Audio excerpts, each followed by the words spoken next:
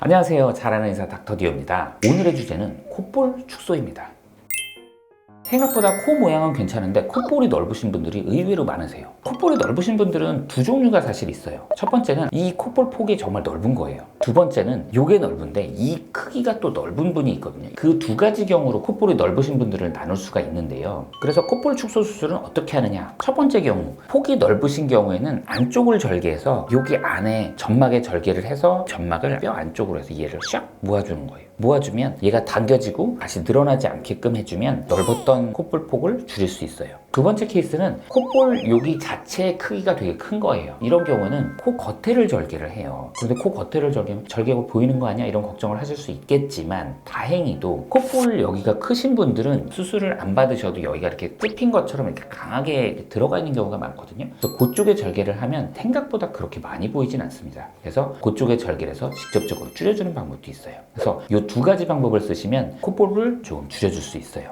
그리고 또 하나는 이런 분들도 있어요. 내가 콧볼의 폭도 괜찮고 요것도 괜찮아요. 근데 여기 콧볼이요, 킹콩처럼 약간 힘을 준 듯한 콧볼이 있거든요. 딱히 수술을 해서 줄여주거나 뭐 하는 게 아니기 때문에 이런 경우에는 여기다가 보톡스를 놔주기도 해요. 요 근육이 너무 세서 힘 준 것 같이 돼 있으니까 이쪽에다 보톡스를 놔드리게 되면 부드럽게 힘이 빠지니까 수술을 안 하고도 콧볼이 힘을 준 듯한 느낌을 줄여줄 수도 있습니다. 그래서 그런 경우에는 콧볼 보톡스를 적절하게 이용해 주셔도 좋을 것 같습니다. 자, 콧볼 축소 수술의 회복 기간을 말씀드리면 안쪽 콧볼 축소, 즉 비절개 콧볼 축소의 경우는 안쪽에만 절개를 하다 보니까 질밥이 전혀 없어요. 부기는 좀 있을 수 있지만 멍드는 경우는 거의 없어요. 그래서 바로 수술하고 다음 날에도 일상 회복이 가능하고요. 절개 콧볼 축소의 경우는 겉에를 절개는 하긴 하지만 접혀지는 부위에 절개를 하고 고기에 아주 미세한 실로 봉합을 하다 보니까 한 1m, 2m 거리에서 보면 그렇게 많이 눈에 띄지가 않습니다.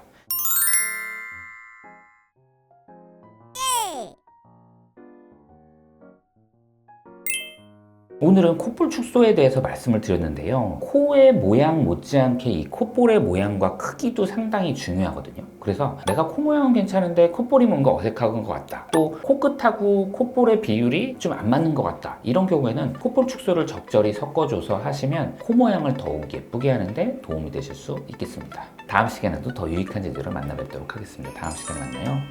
안녕.